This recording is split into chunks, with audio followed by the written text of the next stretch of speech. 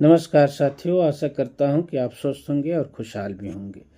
मित्र, तो जब ये संसार में मानव जीवन में समय समय पर कभी कभी ऐसे मार्ग मिलते हैं जहां व्यक्ति का अनुभव बढ़ने लगता है और कुछ ऐसे तर्क मिलते हैं जिनकी गहराइयों में सोचने से और उसका मार्गदर्शन करने से ही उसकी सत्यता प्रमाणित होती है।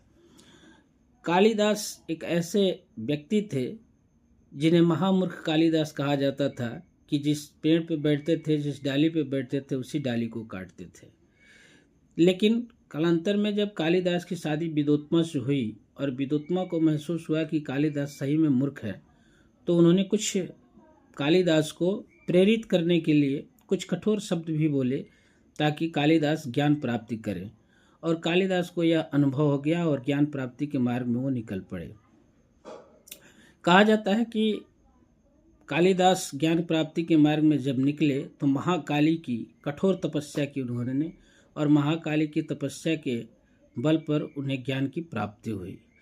लेकिन ज्ञान उनका पूर्ण परिपक्व हुआ या नहीं हुआ, उनके ज्ञान में अहंकार हुआ या नहीं हुआ, इस चीज़ को प्रमाणित करने के लिए एक लेख ये भी मिलता है कि कालिदास जब किसी मार्ग से जा रहे थे और उनको जोर से प्यास लगी तो बीच रास्ते में उन्होंने एक स्त्री को देखा कुटिया में और उनसे पानी के लिए आग्रह किया। तो स्त्री उनसे उनका परिचय पूछी कि तुम कौन हो, अपना परिचय दो। कालिदास सोच में पड़ गए कि मैं इतना बड़ा आदमी, मेरे को ये जानती नहीं है।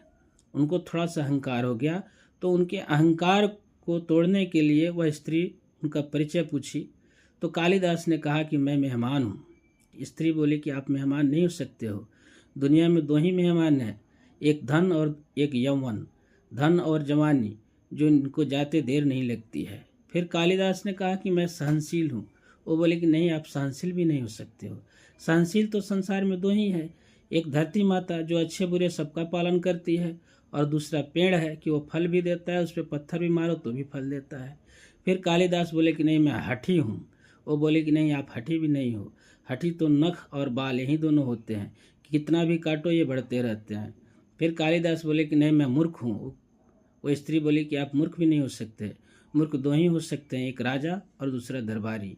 राजा बिना शिक्षा का भी प्रजा पर शासन करता है और दरबारी राजा को खुश करने के लिए झूठ साठ बातें बोलता रहता है। अंततः कालिदास को समझ आ गया और अपने ज्ञान के अहंकार से बाहर निकल करके जब उन्होंने अपना चक्षु खोला तो माता सरस्वती उनको दिखाई दी और उन्होंने सही शिक्षा दिया।